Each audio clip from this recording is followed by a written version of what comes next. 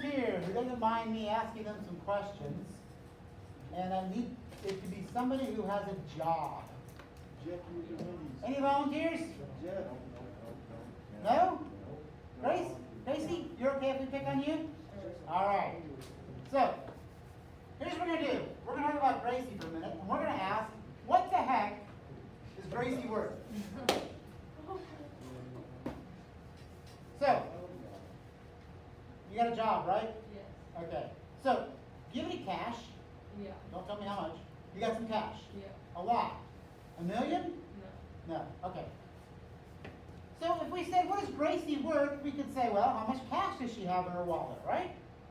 But is that the only thing we should count if we ask, what are you worth? No. What else should we count, Gracie? Savings account. What? Savings account. Oh, you got a bank account. She's got money in the bank. So she's got cash in her wallet and money in the bank. Is the sum of those two the total value of you? What else do you have? Card.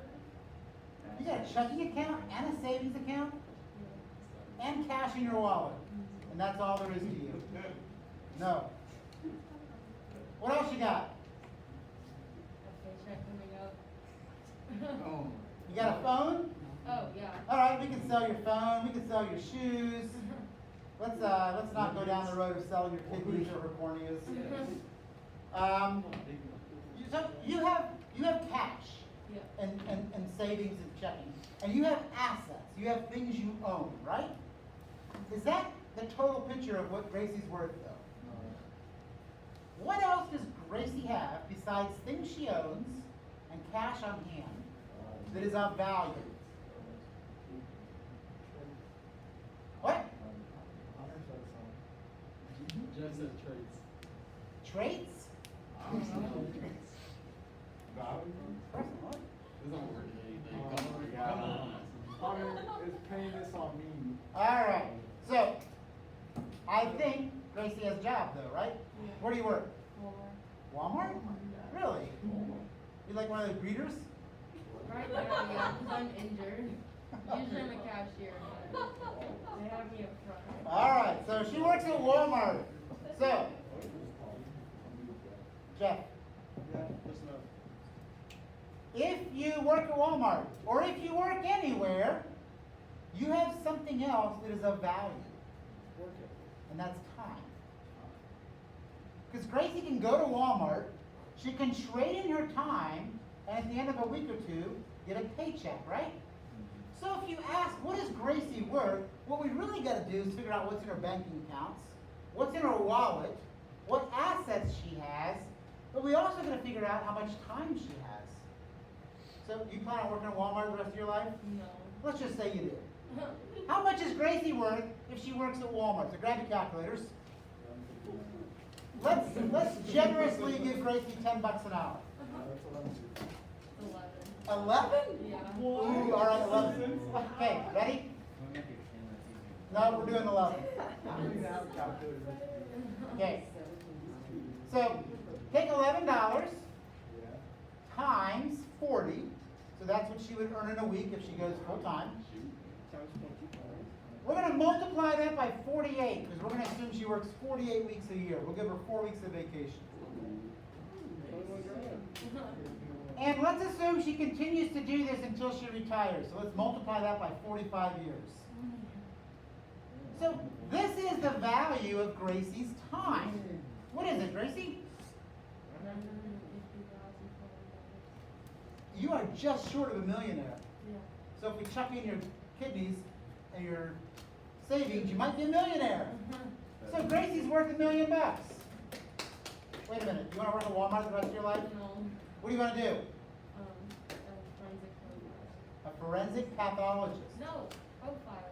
A forensic profiler. Yeah.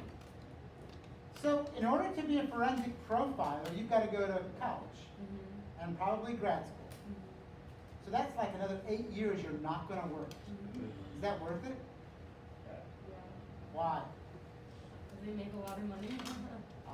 So by sitting out 8 years and working hard in college for no pay, she's going to make her time worth maybe $50 an hour instead of 10, and do something that's interesting. Is instead of checking people out at Walmart for 45 years, right? Yeah. So, if you asked, what is Gracie worth? The answer is getting complicated. There are things she owns. There are assets. She has cash. But she also has time. She has education, and she has skills. And all of those together form a picture of what Gracie's worth. Her worth comes in different forms, right? There's cash, but there's also things that she has in her future. So these things, this cash, these assets, the things Gracie has right now, do you have a car? Yeah. So you could sell your car if you had to in a pinch, right? Yeah. Those are assets. Those are things she has now. But there are things for later. And we call those potential worth. Like her skills, her education, and all the time she has. What does your mom mean when she says, Sam, you had a lot of potential? What does she mean by that? I could be so much better. Yeah. Usually when you're in trouble, right? They always say that when you're in trouble and they're mad at you. And they're thinking about what you could have become. You're still only 17, right? It's not like your life's over. But potential has this future connotation to it, right? So these are things that Gracie has that she can trade in her future. Now, when Gracie, if we figured out what she would make after 35 years as a profiler, because she's going to lose 10 going to college and beyond, she might have $2 or $3 million as her worth. But will she have $2 or $3 million when she retires? Probably not. She will have traded that in for something else. She may have bought a house. She may have raised children. Children are extremely expensive. A lot of money and worth is invested in them, right? She may have donated to charities. She may have done other things with her money that don't show up in the balance sheet of a bank, but are valuable to her, right? Jeff, guys. So, when we look at her worth, we're going to factor all these things. Now, the reason we do all this is because it's a great analogy to understand the most difficult part of physics, which is a concept called energy. Okay? So, one more quick thing. When you go to work, work means you're transferring energy from one form to another. You're transferring money from your time to cash, right? That's what we do when we go to work. We trade in our time, and we get something back for it that's valuable to us. All right? When you were little, maybe you worked for Chuck E. Cheese coupons, I don't know. Something that was valuable to you. Now we probably just want to work for cash. All right, so that leads us to energy. So when we talk about energy, which is the next unit we're going to look at, it's very hard to understand energy because it's an abstract concept. But what makes most sense to me is to think about energy as the accounting system for the universe. So if you have a star, or you have a gallon of gasoline, and you say, what is it worth? What can it do? We're looking at sort of an accounting system, okay? So, what we're going to do is make a big bubble map of all of the forms of energy that you guys have encountered so far in your lives, and see how it kind of all fits together. And then we're going to study certain ones and sort of see what this is. But when we talk about energy, I want you to think of, it's like what Gracie's worth. It comes in many forms, right? There's cash, there's assets, there's things she's done, there's her time, there's her skills, there's, in the future, children or charities that have benefited from her benevolence and whatever else, right? There's lots of different forms. And the same thing's true of energy. So I'll come back to this analogy in a little bit. But right now I want to make a bubble map. So if you've got your markers, this is when you're going to use some colors.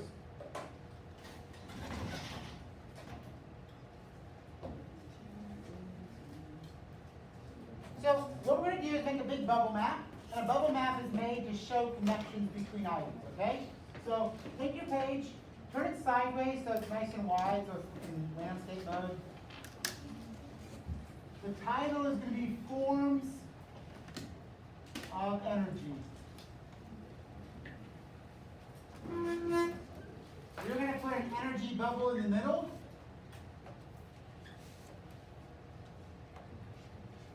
And we're going to divide our page in half. We're going to think about energy forms that are active now and energy forms that have energy for later. So this is the forms of energy, and this is going to be energy now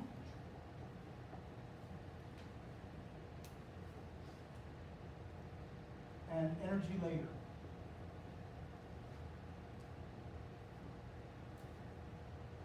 Which we call potential.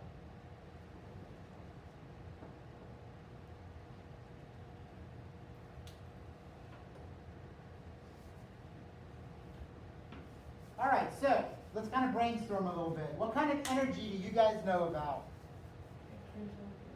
What is it? Say it again, it was right.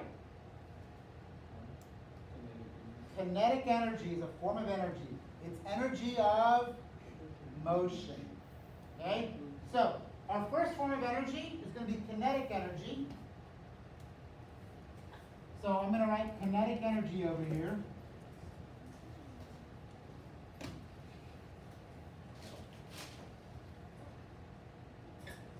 And that's a form of energy.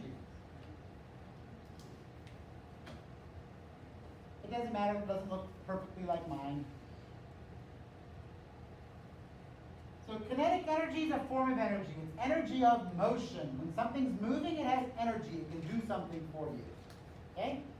What other kinds of energy do you guys know about? Who said potential?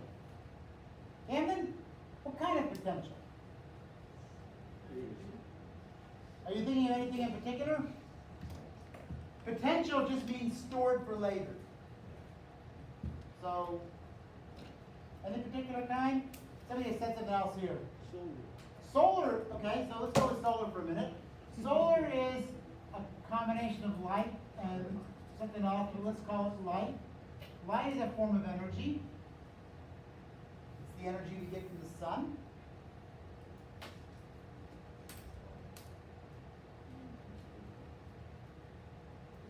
All right, let's see. Ben, did you have breakfast? What did you have for breakfast? What kind? Fruit Loops, yes. Why? Why did you eat breakfast? What purpose did it fill? If you don't eat breakfast, what happens? You're gonna be You're going to be hungry and you're going to lack.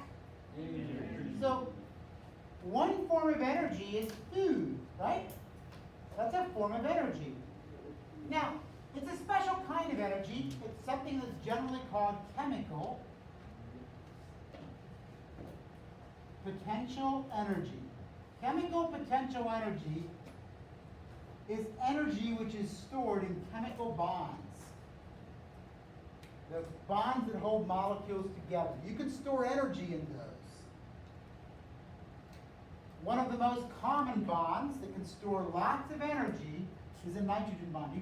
Who's had chemistry? Give me a wave. A couple of you had chemistry? Okay. So you might know that a nitrogen bond is actually a triple bond. It holds lots and lots of energy because there's 3 bonds. So if you want to make something that stores lots of energy, something that stores lots of energy is trinitrogen toluene. It's got lots and lots of nitrogen triple bonds. There's lots of chemical energy stored there. Okay? So you can store energy in chemicals. And that's what we call food. So the stuff we call food is really just a form of chemical energy. So our food is a form of energy stored in chemical bonds.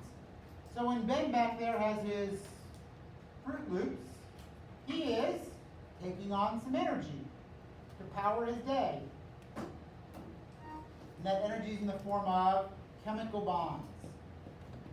Your body can take those chemicals, it can release the energy by combining it with oxygen, and it can use it, right? All right, Gracie, how do you get to Walmart? You drive what? What kind of car do you drive? A what? A Prius. A Prius? Ooh, is it a hybrid? Yeah. Oh, even better. When you're driving to Walmart, what kind of energy are you using to make your car go? Both gas and electricity. Ah, gas. Gas is a form of chemical potential energy. There is very little difference between gas and a banana. chemically, they're almost identical. They are hydrocarbons. There's energy stored in hydrogen-carbon bonds. In both cases, your banana and your gasoline, you mix it with oxygen, and it produces heat, which can power your muscles or your car. So, fuel is another example of chemical potential energy, just like food is. Alright? Now, we're not going to go into all this detail, but there's actually three major groups of food, three chemical types of food, and carbohydrates, which is basically sugars, proteins, and then fats or lipids, right? So you guys may have studied those in biology a little bit. You can break this down further. We're not going to. We're just going to group it all together. Okay? One of the big ideas of physics is that you cannot create energy and you can't destroy it. You can just move it around. So, where does the food get its energy from? Where did your Fruit Loops get their, go ahead, Trenton. How? What process got energy from the sun to the Fruit Loops?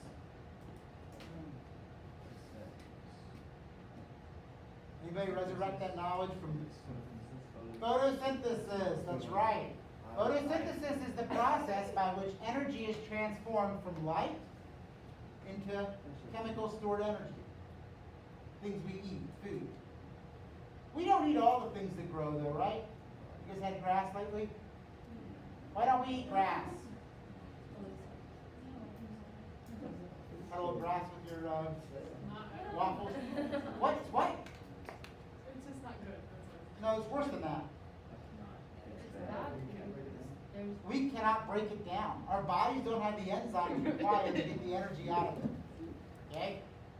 So, if you live in an area where the only thing that really grows is grass, how do you get energy in your body? What? How? What do? You can't, no humans can eat grass. If grass is the only thing that grows in your area, what do? You find an animal that can eat grass. And then you eat the animal. Right? Whether a society is primarily vegetarian or carnivorous depends on what grows there. Places where only grasses grow, people eat almost exclusively meat, because that's all they can eat. You can't grow bananas in Kansas. So if you lived in Kansas before food could get shipped around on airplanes and stuff, you primarily had to eat corn or ways that you could store corn. So ways to store corn, you can take corn, and during the 1 month of the year when there's a lot of corn, you can eat it, but you can also store it in ways that will preserve it. So historically, that's hogs and whiskey. So those are both ways you can store corn for 6 months down the road when you don't have any corn. You grow hogs, you slaughter the hogs, you cure the bacon, and the bacon will last for a long time, right? So that's kind of how, a lot of what we do depends on what we can eat and what we can grow.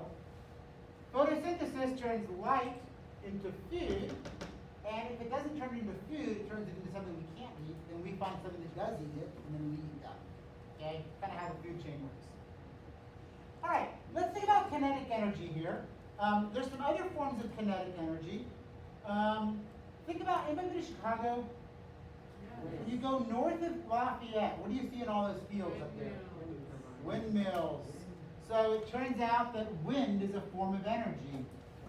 Wind is air in motion. So wind is actually the kinetic energy of the air. And if you live in Boston, they are starting to develop wave energy.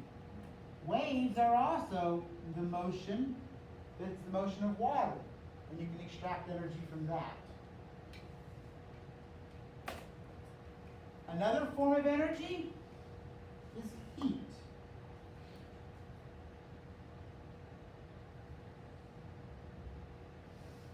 So from chemistry, you might remember that when something is hot, its molecules are moving really fast. So heat is really just kinetic energy of molecules. So that's why I put it here on kinetic energy. Any other forms of energy?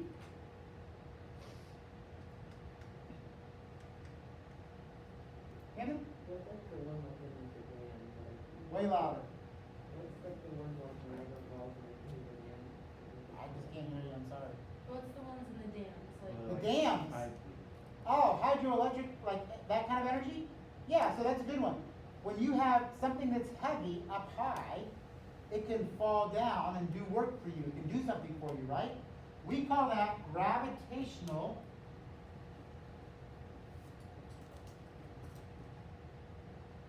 potential energy.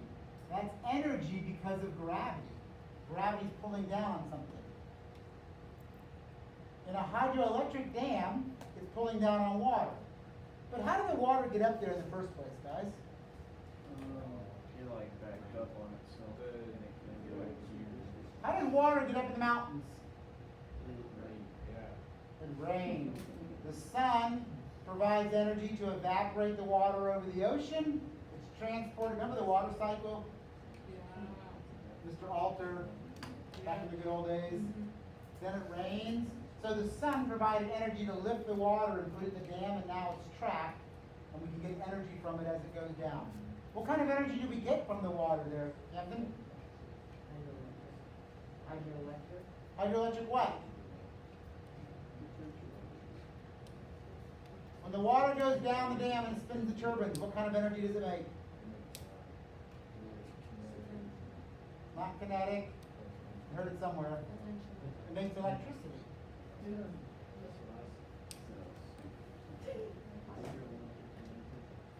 Electricity is a form of energy. It's a form of energy now, so that's why it's on our left side. And I'm going to put a little dotted line here. It's sort of like kinetic energy. It's electrons in motion, but the energy isn't in the motion of the electron, it's in the electric field. So it's a little complicated. But it's a form of energy, and it's kind of connected to kinetic. What if you store your electric energy? Where do you store electric energy? In your phone. Where do you store your energy for the day? In the battery. So battery is a potential energy source associated with electricity.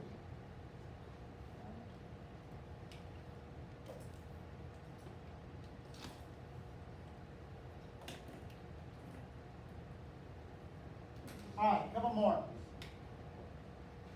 Where does the sun get its energy from?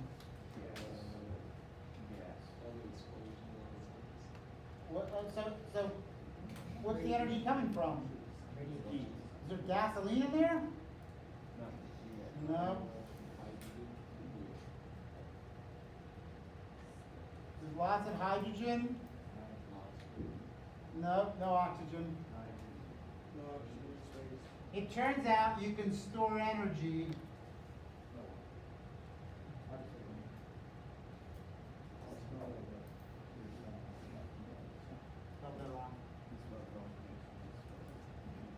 Nuclear energy. You can store energy in the nucleus. And according to Einstein, E equals mc squared, a form of nuclear energy is actually mass. Our sun is converting its mass to pure energy in a nuclear reaction.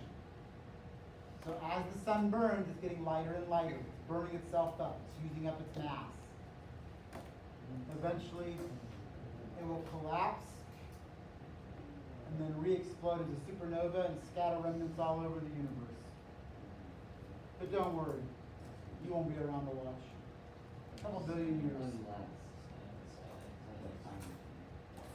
All right, so what we're going to do this unit, guys, is just study how energy transforms from one form to another. So, Grace there takes fuel. She buys fuel at Ricker's, puts it in her car. Her engine turns this chemical energy into kinetic energy.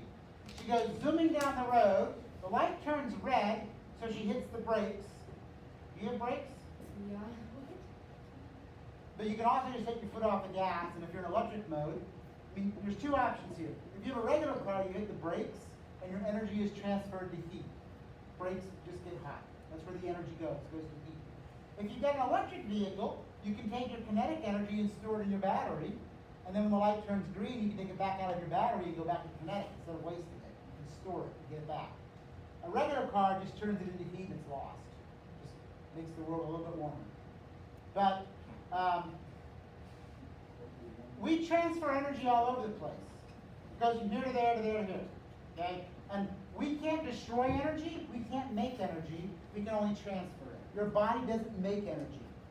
You consume energy, and that powers you for the day.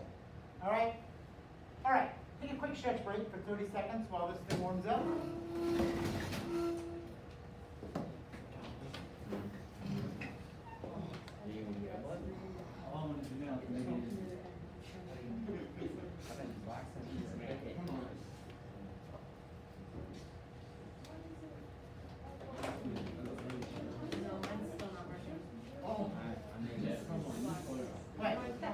This like screen that stays on, it like shows you where the energy comes from. Oh, cool. Like two different batteries, solar, arrow, Nice.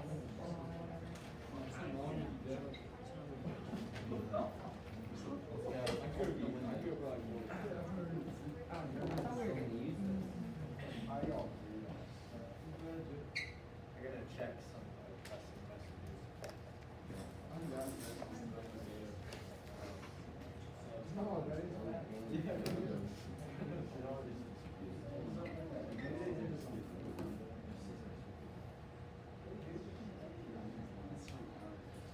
Bro, I'm freaking out. What a genius. it's not working. No, it hasn't been working since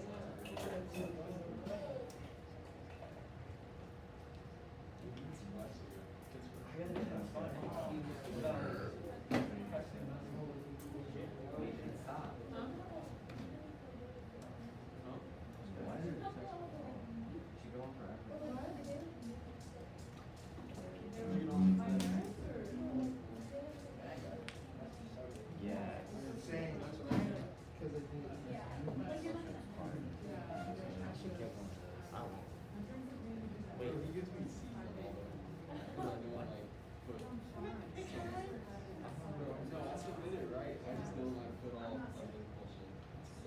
That's what I'm saying. He's like doing more than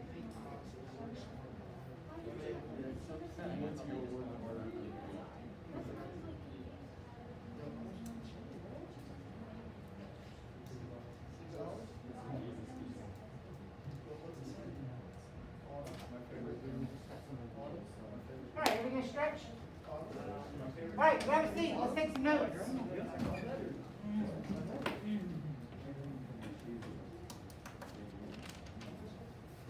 Alright, so, we're going to talk about energy, and a good way to think about energy is the accounting system of the universe. It's how everything is tallied, what it's worth. Now, there are a couple ways to measure energy. The most common way is to figure out how many calories it has. When you eat food, the package tells you how much energy you're going to get. And we measure that energy in calories. Okay? Another way to measure energy is the joule. The joule is the standard SI unit for energy, and this is the one we're going to use for calculations. Okay? There's some other energies, though, that you might have encountered. For example, in chemistry, we use the electron volt. You don't need to write this all down, guys. I'm not going to ask you about this. An electron volt is the way we measure chemistry, energy in chemistry. You may remember, you guys remember talking about the ionization energy of an electron? Does that sound vaguely familiar? How much energy it takes to pull an electron off an atom, things like that. If you talk about the electricity in your house and how much energy you use, we measure that in kilowatt hours. And another way to measure energy is called a BTU. So like an air conditioner, you'll measure how much energy you transfer in BTUs. What an air conditioner does is it takes heat energy, it removes heat energy from your house, and chucks it outside. So the outside's actually warmer, and the inside's cooler. It just transfers thermal energy, the energy a heat pump. Okay? There's lots of other units. all kinds of weird ones that are used, but we're not going to worry about them. This is the one we're going to use, the joule. Okay? So put this in your handy conversions page in the back of your book. This is the conversion we're going to use. We're used to calories. We're going to use joules for calculation. Here's the conversion. 4,186 joules is 1 calorie. So 1 calorie is 4,186 joules. So a joule is not very much energy. If you ask how much energy did I just eat in my bowl of Fruit Loops, it's probably going to be measured in thousands of joules or kilojoules.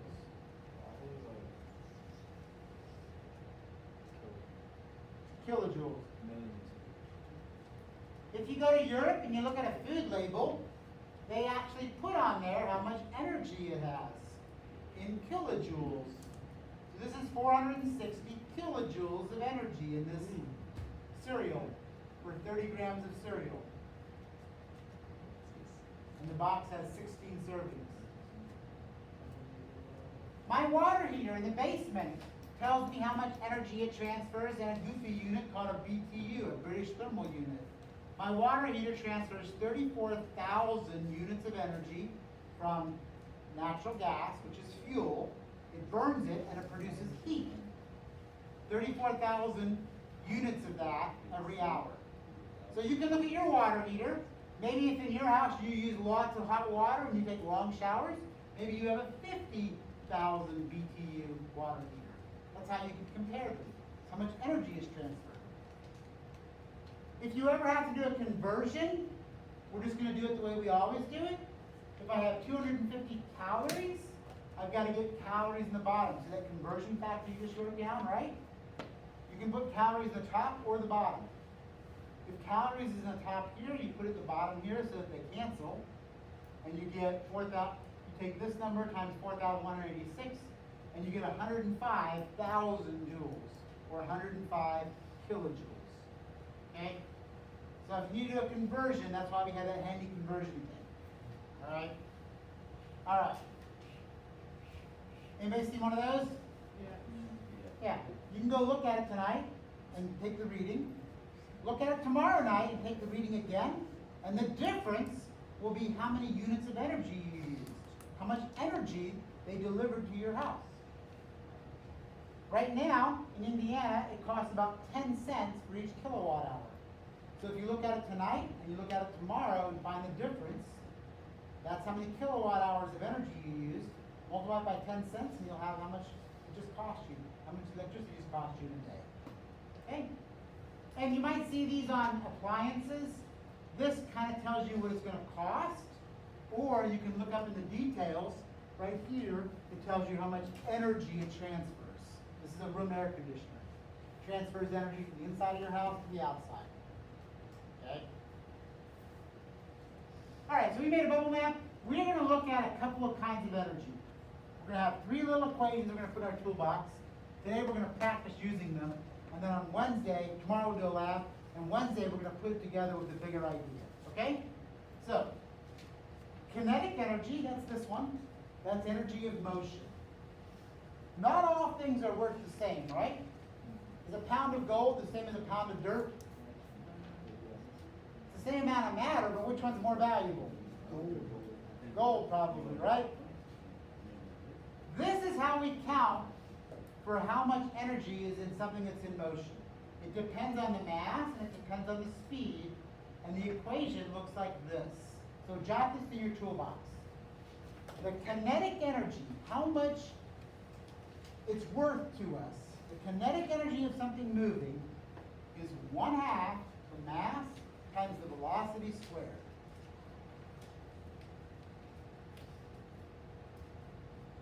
That's how much something's motion matters to the universe. It's 1/2 the mass times the velocity squared. Now, m is mass. You probably don't need to write that down, but you can if you want. V is velocity. We're going to keep using that all year long. And this energy thing is going to be in joules. That's going to be our unit of energy.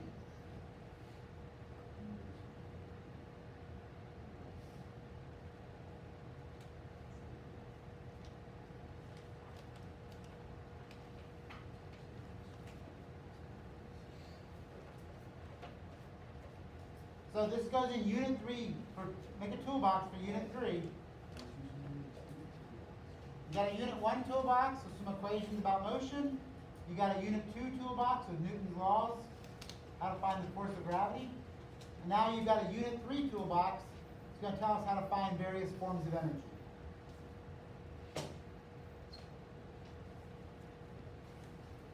All right, everybody got that to one sit?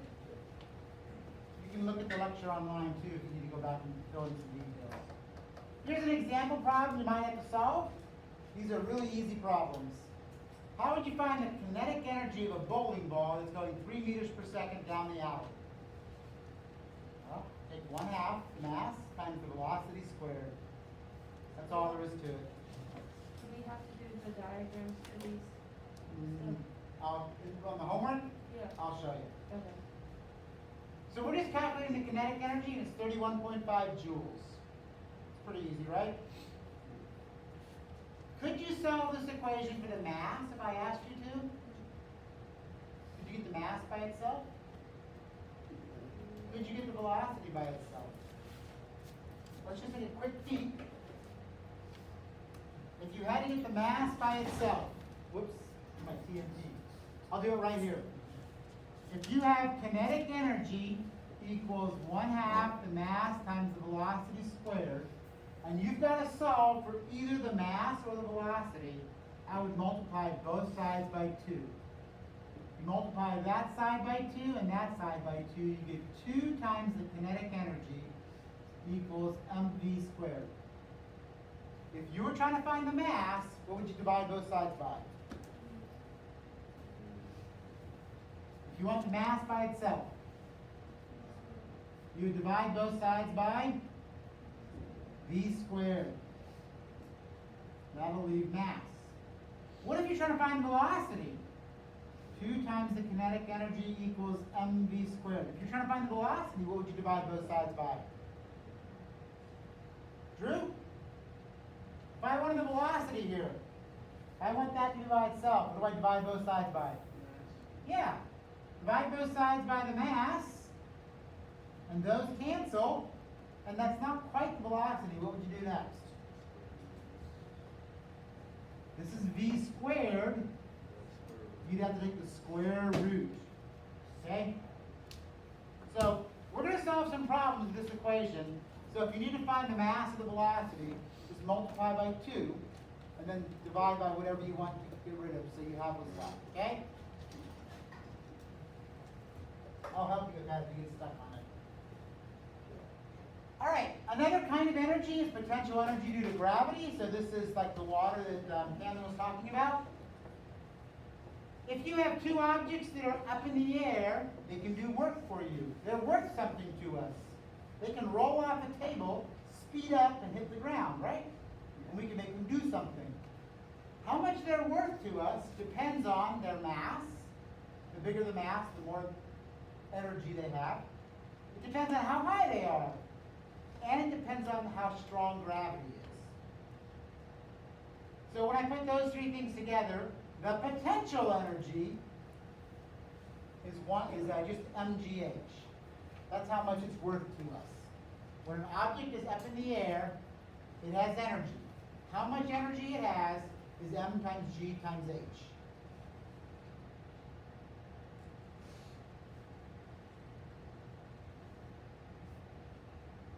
So m is the mass, always in kilograms.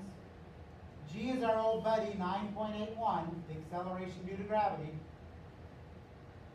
And h is the height, how high it is in meters. Tracy? So the G in the first part, is that, did we do it without the Greek of gravity into the, You're going to use 9.81 in there. well, for the PEG? No, that's just telling you the potential energy due to gravity. Okay. There's other kinds of potential energy due to chemicals. Okay. So that's just telling you which potential energy we're talking about. Good question. Yeah, that G there is 9.81. That one just reminding you is what kind of potential energy it is. All right, so again, this is not a very hard calculation, right? If I had a bowling ball and it was on a shelf, let's say it was 2 meters up. on a shelf, how much energy would it have? Well, you just take the mass times G, which is 9.81, times the height, and that tells you how much energy it has because of its position, because of where it's located. Okay? And that's 140 in this case.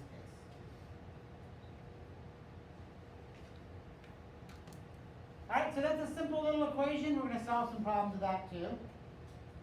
Now, one more thing. Work. Grace, what do you mean when you say you go to work? Like I go work at Walmart. Yeah. So in the big picture of your value, what do you do? Check it out. Nah.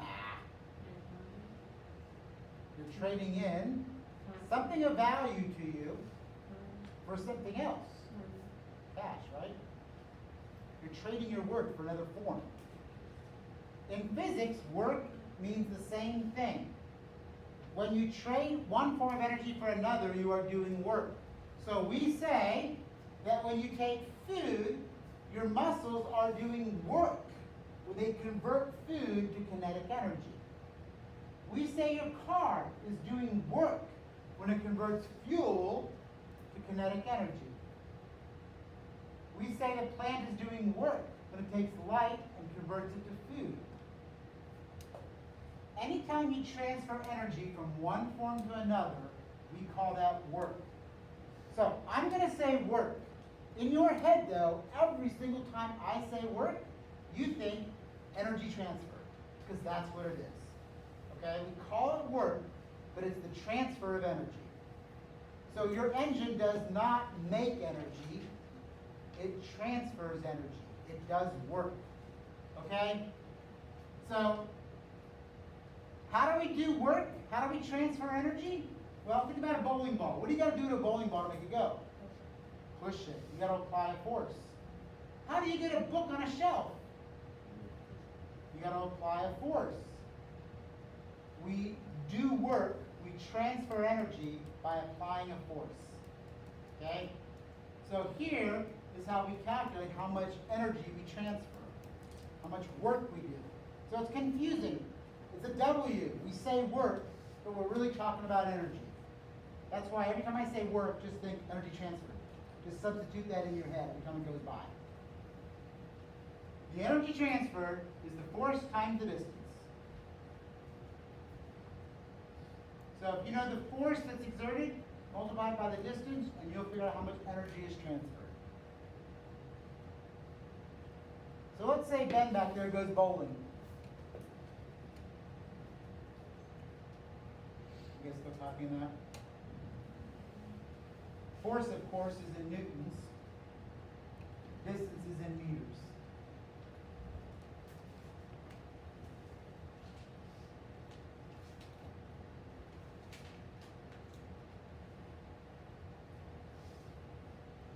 All right, so Ben decides he's going to go bowling.